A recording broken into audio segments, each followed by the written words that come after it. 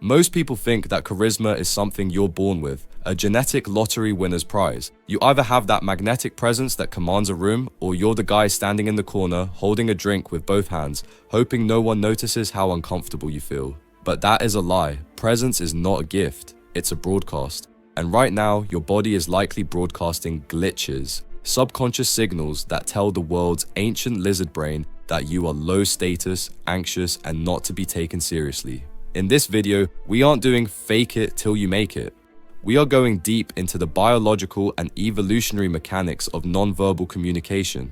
I'm going to show you the 9 specific body language glitches that are killing your respect, why your brain is hardwired to make these mistakes, and how to rewrite the script of your physical presence. By the end of this video, you will have the hardware update needed to walk into any room and be perceived as a leader before you even open your mouth. 1. The invisible shield. To build unfair confidence, we have to look at your biology. Your most vital organs, your heart, your lungs, your stomach, and your throat are all located along your center line. For thousands of years of human evolution, protecting this center line was the difference between life and death. When a mammal feels threatened or socially anxious, its first instinct is to turtle, to cover these areas. If you are crossing your arms, holding your phone at chest level, or constantly fiddling with your watch or shirt collar, you are using an invisible shield. You might tell yourself you're just being comfortable or chilling, but you are actually signaling to everyone else's subconscious that you feel unsafe in the environment. You are broadcasting defensiveness. Think about the high-status individuals you know. They move with an open architecture. They don't need a shield because they don't perceive the social environment as a threat. When you expose your center line, you are performing a high-status vulnerability lead. You are telling the world, I am so confident in my position here that I don't need to protect myself. This isn't just a pose, it's a biological hack. By forcing your body to stay open, you actually lower your cortisol, the stress hormone, and signal to your brain that you are the one in control of the space. Drop your hands, open your chest, and let the world see you. 2. The nervous leak. Think about a predator in the wild, a wolf, a lion, or a hawk. Does a lion fidget? Does a hawk nervously tap its talons or adjust its feathers every 5 seconds? No, a predator is still. Stillness in the animal kingdom and in human social hierarchies is the ultimate indicator of high serotonin and absolute certainty. Most men suffer from what I call the nervous leak. This is the constant low-level twitching that occurs when your internal anxiety cup overflows. It manifests as tapping your foot, playing with your ring, adjusting your glasses, or constantly touching your face. Every time you move without a specific conscious purpose, you are leaking your status. You are signaling that your nervous system is overwhelmed by the current social pressure and you are trying to discharge that energy. The unfair advantage comes when you master the stillness anchor. High-status individuals have a high threshold for silence and a high threshold for stillness. When they aren't moving with intent, they are like statues. This contrast is what creates magnetism. If you move all the time, your movements mean nothing. If you are perfectly still and then move deliberately to make a point, that movement carries massive weight. Practice being the eye of the storm. While everyone else is twitching and leaking energy, you remain grounded. This makes people feel that you are the most stable, reliable person in the room. 3. The seeking lean.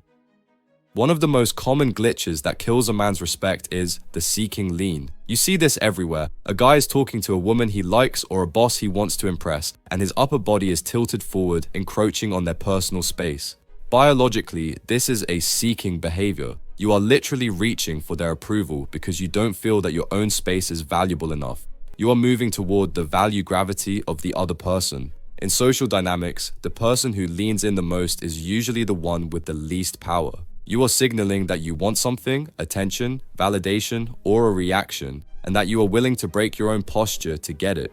The fix is the 70-30 rule of space. High-status men understand that their own personal space is a sanctuary. Keep your spine neutral or even lean back slightly. If you want to show interest, use your eyes, a slight head tilt, or your verbal engagement, but keep your torso grounded. This creates a vacuum effect. When you stay in your own space, it forces the other person to invest in the interaction by leaning toward you. It shifts the dynamic from you chasing them to them entering your world. It signals that you are the prize, not the hunter.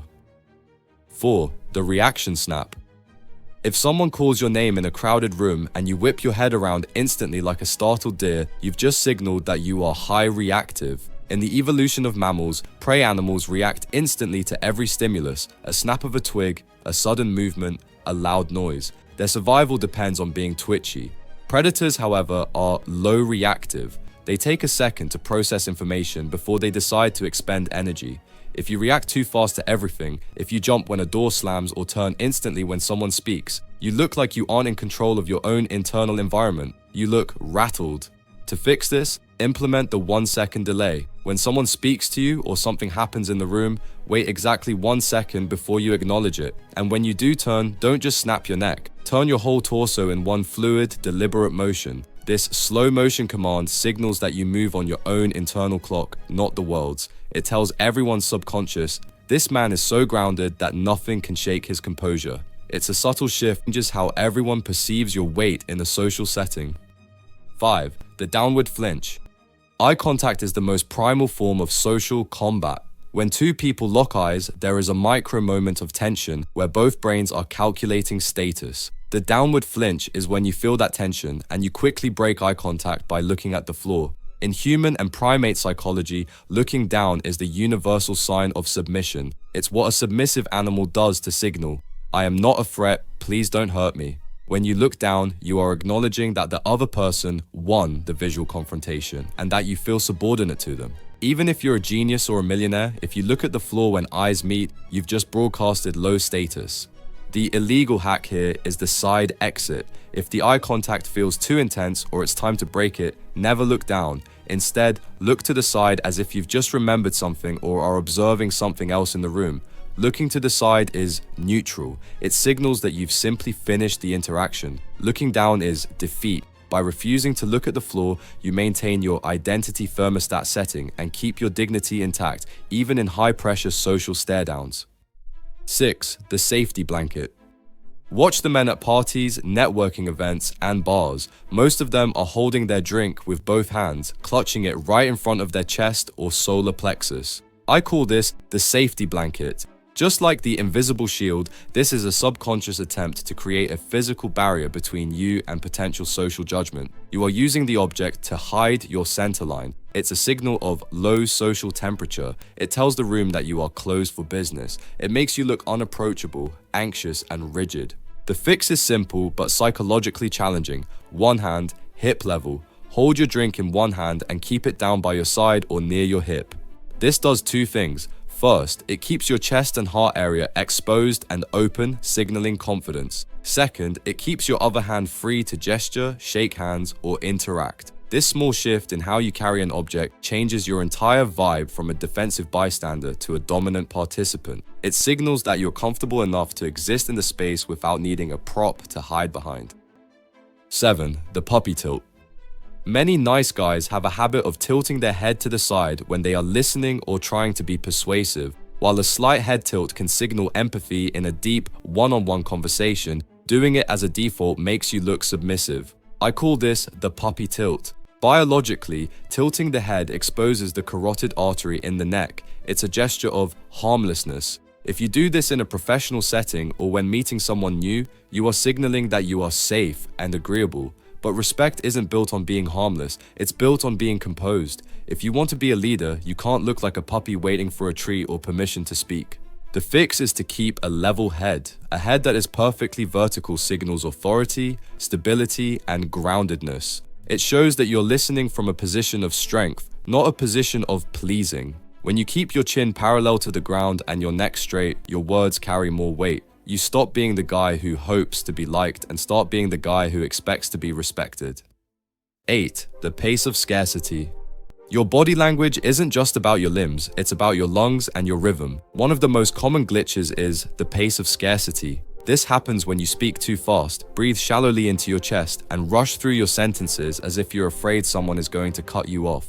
This is a direct signal that you don't believe your time or your words have value. You are acting like a thief of time, trying to steal a few seconds before the important people take the floor again. It's a byproduct of high cortisol and low serotonin. When you rush, you lose all your social gravity.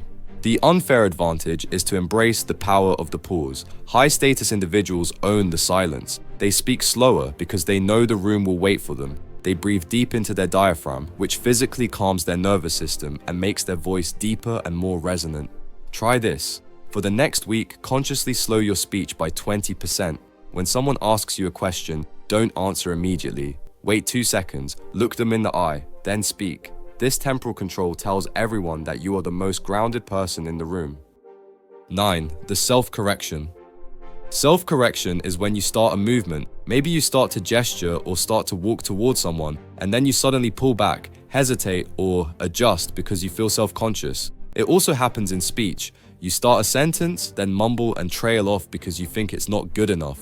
This is your identity thermostat sabotaging you. Your brain feels like you are taking up too much space or acting too bold, so it triggers a social emergency brake. This jerky, hesitant behavior is a massive red flag for insecurity. It shows that you are at war with yourself. The fix is total commitment. In the world of high-status body language, a wrong movement done with 100% commitment looks 100 times better than the right movement done with hesitation. If you start a gesture, finish it. If you start to walk, keep walking. If you start a sentence, see it through to the end. Commitment to action is the cheat code for looking confident. It shows that you trust your own impulses. When you stop correcting yourself in real time, you signal that you are a man of integrity, that your internal thoughts and external actions are perfectly aligned. These 9 glitches are the hardware bugs that are holding back your social potential. Knowing them is extremely powerful, but if your internal identity is still set to average or insecure, your lizard brain will eventually override these tips the moment the pressure gets real. You'll go to a party, you'll get nervous, and you'll find yourself holding that safety blanket drink with both hands again without even realizing it. If you feel like you're just consuming these tips and nothing actually changes, then you need something else. A system. You need a way to ensure that these changes aren't just temporary masks, but permanent shifts in your DNA. That is exactly why we created the Confidence Code, a full-scale, 10-module reprogramming system designed to rebuild your self-image from the ground up. Check the link in the description if you're interested.